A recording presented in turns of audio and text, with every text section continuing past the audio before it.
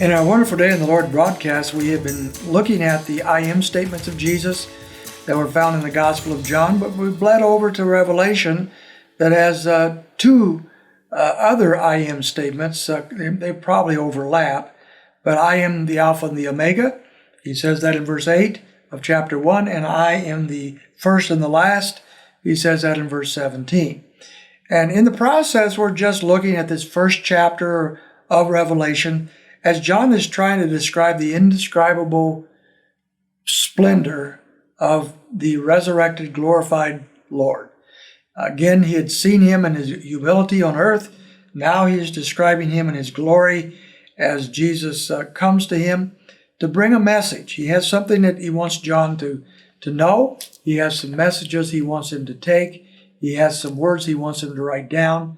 And so John is going to be privileged to write down the last book of the Bible, the only prophetic book of the New Testament that is purely prophetic, and it speaks of the end times. As he does that, we come to verse 19, and we see what is basically the table of contents, that we might say, concerning this particular book. He's telling him how this book is going to line out.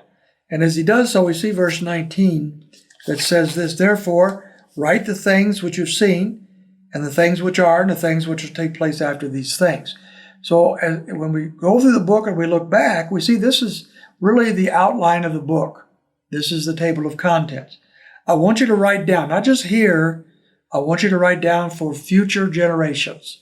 You and I are blessed because John was instructed to write these things down. I'll write down the things which you have seen. Now, what has he seen? Well, we've seen that in chapter 1. He has seen the splendor of Christ himself. He has seen Christ in a way that he's never seen him before. He's writing down things that the Lord is already beginning to tell him.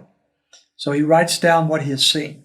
Secondly, write down the things which are. Those are the things that are present at that point in time.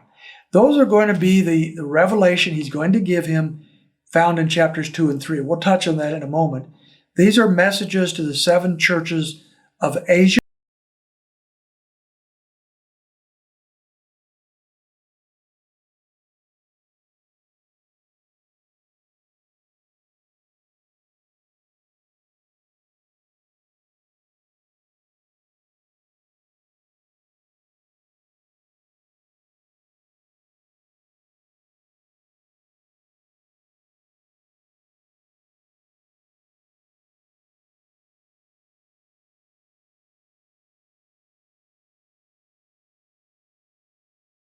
Churches of the first century.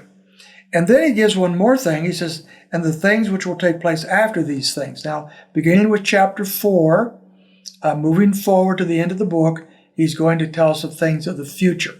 Chapters 4 and 5 actually are kind of parentheses. They take the things that are happening now and they move towards the things that will happen in the future.